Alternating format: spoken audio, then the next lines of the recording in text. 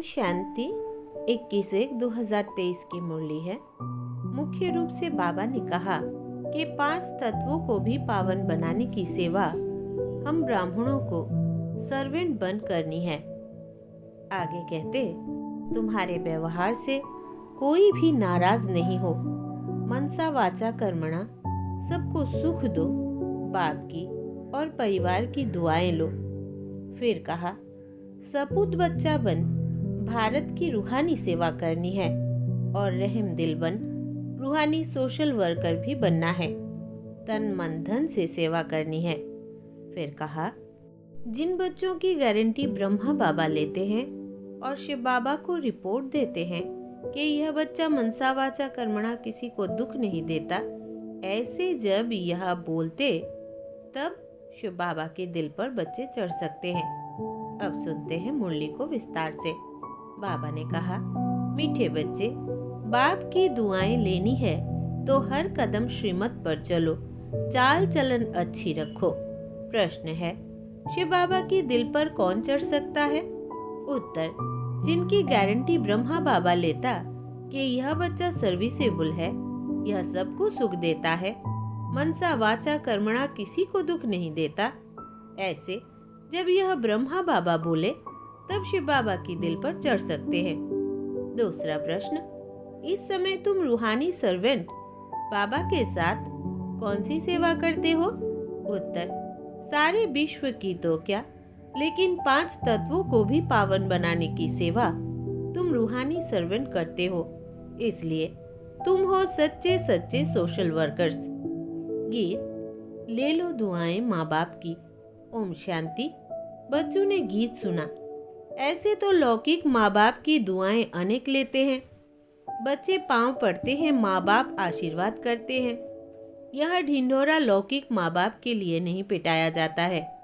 ढिंढोरा अर्थात जिसको बहुत सुने, यह तो बेहद बाप के लिए ही गाया जाता है। तुम मात पिता, हम बालक तेरे, तुम्हारी कृपा व दुआ से सुख घनेरे। भारत में ही यह महिमा गाई जाती है। जरूर भारत में ही यह हुआ है, तब तो गाया जाता है। एकदम बेहद में चला जाना चाहिए। बुद्धि कहती है, स्वर्ग का रचयिता बाप एक ही है। स्वर्ग में तो सभी सुख है, वहाँ दुख का नाम निशान हो नहीं सकता। इसलिए ही गाते हैं कि दुख में सिमरन सब करे, सुख में करे ना कोई। आधा कल्प दुख है तो सभी सिमरन करते हैं। सतयुग में अथाह सुख है तो वहाँ सिमरन नहीं करते हैं। मनुष्य पत्थर बुद्धि होने कारण कुछ भी समझते नहीं हैं। कलयुग में तो अथाह दुख है, कितनी मारा मारी है, कितने भी पढ़े लिखे विद्वान है, परंतु इन गीतों का अर्थ बिल्कुल नहीं जानते हैं। गाते हैं, तुम माता पिता, परंतु समझते नहीं है कि कौन से माता पिता की महिमा है। यह तो बहुतों की बात है ना। ईश्वर की संतान तो सभी है, परंतु इस समय तो सभी दुखी है। सुख घनेरे तो किसको नहीं है। कृपा से तो सुख मिलना चाहिए, अकृपा से दुख होता है। बाप तो कृपालु गाया हुआ है, साधु संतों को भी कृपालु कहते हैं। अब तुम बच्चे जानते हो, भक्ति मार्ग में गाते हैं तुम मात पिता, यह बिल्कुल यथार्थ है। परंतु कोई बुद्धिवान होगा तो पूछेगा कि परमात्मा को तो गॉडफादर कहा जाता है, उनको फिर मदर कैसे कहते हैं? तो उनकी बुद्धि जगदम्बा की तरफ जाएगी। जब जगदम्बा की तरफ बुद्धि जाती है तो फिर जगत पिता की तरफ भी बुद्धि जानी चाहिए। अब ब्रह्मा सरस्वती यह कोई भगवान तो नहीं है, यह महिमा उनकी हो नहीं सकती। उनके आगे भी माता पिता ये कहना रॉन्ग है। मनुष्य गाते हैं परम पिता परमात्मा के लिए, परंतु जानते नहीं है कि वो माता पिता कैसे बनते हैं। अब तुम बच्चों को कहा जाता है, ले लो दुआएं माँ बाप की, अर्थात श्रीमत पर चलो। अपनी चाल चलन अच्छी हो तो अपने पर आप ही दुआएं हो जाएगी।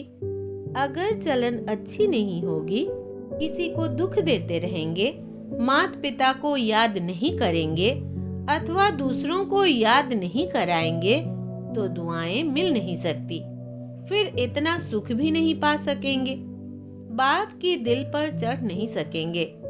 इस बाप की दिल पर चढ़े तो गोया शिव बाबा की दिल पर चढ़े। यह गायन है ही उस मात पिता का। बुद्धि उस बेहद के मात पिता के तरफ चली जानी चाहिए।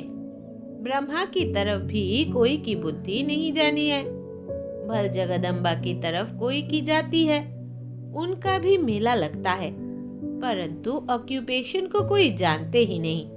तुम जानते हो, हमारी सच्ची सच्ची माता कायदे अनुसार यह ब्रह्मा है, यह भी समझना है, याद भी ऐसे करेंगे।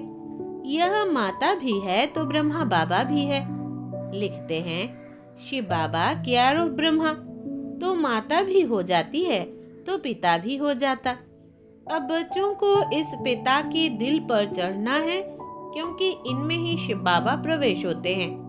यह जब गारंटी देते हैं कि हाँ बाबा, यह बच्चा बहुत अच्छा सर्विसेबल है, सभी को सुख देने वाला है, मनसा वाचा कर्मणा किसी को दुख नहीं देता है, तभी शिव बाबा की दिल पर चढ़ सकते हैं। मनसा वाचा कर्मणा से जो करो जो बोलो उससे सबको सुख मिले, दुख किसी को नहीं देना है। दुख देने का विचार पहले मनसा में आता है, फिर कर्मणा में आने से पाप बनता है। मनसा तूफान तो जरूर आएंगे, परंतु कर्मणा में कभी नहीं आओ। अगर कोई रंज होता है तो बाप से आकर पूछो, बाबा इस बात से हमारे से यह नाराज रहते हैं, तो बाबा समझाएंगे। कोई भी बात पहले मनसा में आती है, वाचा भी कर्मणा ही हो गया। अगर बच्चों को माँ बाप की आशीर्वाद लेनी है तो श्रीमत पर चलना है। यह बड़ी गुह्य बात है, जो एक को ही माता पिता कहते हैं। यह ब्रह्मा बाप भी है तो बड़ी माँ भी है। अब यह बाबा किसको माँ कहे, यह माता अब किसको माँ कहे, मतलब ब्रह्मा बाबा। इस माँ की तो माँ कोई हो नहीं सकती। जैसे शिव बाबा का कोई बाप नहीं, ऐसे इन्हें अपनी माँ नहीं। मुख्य बात बच्चों को यह समझाते हैं कि अगर मनसा वाचा कर्मणा किसी को दुख देंगे तो दुख पाएंगे और पद भ्रष्ट हो पड़ेंगे। सच्चे साहिब के आगे सच्चा रहना है, इनसे भी सच्चा रहना है। यह दादा ही सर्टिफिकेट देंगे कि बाबा यह बच्चा बड़ा सपूत है। बाबा महिमा तो करते हैं। जो सर्विसेबल बच्चे हैं, तन मन धन से सर्विस करते हैं, कभी भी किसी को दुख नहीं देते हैं, वही बाप दादा और माँ की दिल पर चढ़ते हैं। इनके दिल पर चढ़े माना उनके तख्त पर चढ़े। हमेशा सपूत बच्चों को यह विचार रहता है कि हम गद्दी नशीन कैसे बने, यही तात लगी रहती है। गद्दी तो नंबरवार 8 है, फिर 108, फिर 16,108 भी है, परंतु अभी हम ऊंच पद पाए, ऐसे तो शोभता नहीं। जो 2 कला कम हो तब गद्दी पर बैठे। सपूत बच्चे बहुत पुरुषार्थ करेंगे कि हमने अगर अभी लाडले बाबा से सूर्यवंशी का पूरा पूरा वर्षा नहीं लिया तो कल्प कल्प नहीं लेंगे। अभी अगर विजयमाला में नहीं पिरोए तो कल्प कल्प नहीं पिरोएंगे। यह कल्प कल्प की रेस है। अभी अगर घाटा पड़ा तो कल्प कल्प पड़ता ही रहेगा। पक्का व्यापारी वो जो श्रीमत पर माँ बाप को पूरा फॉलो करे, कभी किसी को दुख न दे। उसमें भी नंबर 1 दुख है काम कटारी चलाना। बाप कहते हैं, अच्छा श्री कृष्ण भगवान वाच समझो, तो वो भी नंबर 1 है।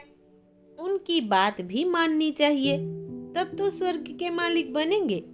समझते हैं श्री कृष्ण भगवान ने श्रीमत से शिक्षा दी है। अच्छा, उनकी मत पर चलो। उसने भी कहा है कि काम महाशत्रु है, भला उनको जीतो। इन विकारों को जीतेंगे तभी कृष्णपुरी में आ सकेंगे। अब श्री कृष्ण की तो बात नहीं, श्री कृष्ण तो बच्चा था, वो कैसे मत देंगे? जब बड़ा होकर गद्दी पर बैठेगा तब वो मत देगा। मत देने के लायक बनेंगे तब तो राज्य चलाएंगे ना। अब शिव बाबा तो कहते हैं मुझे निराकारी दुनिया में याद करो। श्री कृष्ण फिर कहेंगे कि मुझे स्वर्ग में याद करो। वो भी कहते हैं काम महाशत्रु है, इन पर जीत पहनो, वहाँ विष नहीं मिलेगा, तो विष को छोड़ पवित्र बनो। यह तो श्री कृष्ण का बाप बैठ समझाते हैं।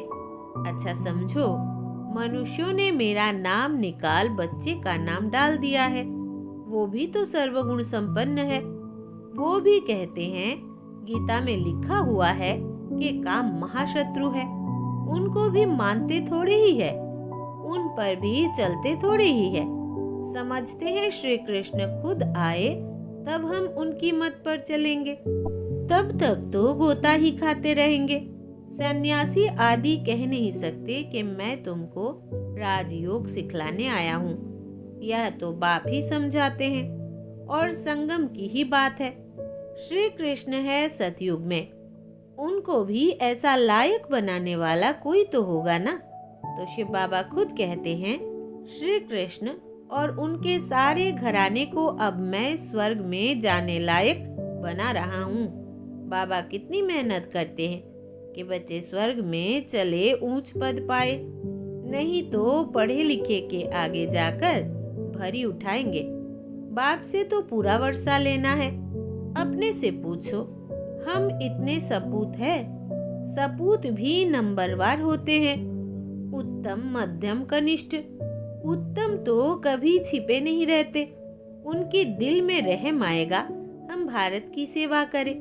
सोशल वर्कर्स भी नंबरवार होते हैं, उत्तम मध्यम कनिष्ठ। कोई तो बहुत लूटते हैं, माल बेचकर खा जाते हैं, फिर उनको सपूत सोशल वर्कर कैसे कहेंगे? सोशल वर्कर्स तो अपने को बहुत कहलाते हैं, क्योंकि सोसाइटी की सेवा करते हैं। सच्ची सेवा तो बाप ही करते हैं। तुम कहते हो कि हम भी बाबा के साथ रूहानी सर्वेंट हैं। सारी सृष्टि तो क्या तत्वों को भी पवित्र करते हैं। सन्यासी तो यह नहीं जानते कि तत्व भी इस समय तमो प्रधान है, इनको भी सतो प्रधान बनाना है। सतो प्रधान तत्व से तुम्हारा शरीर भी सतो प्रधान बन जाएगा। बाबा समझाते तो बहुत है, परंतु बच्चे फिर भी भूल जाते हैं। याद उनको रहेगा जो औरों को सुनाते रहेंगे। दान नहीं करेंगे तो धारणा भी नहीं होगी।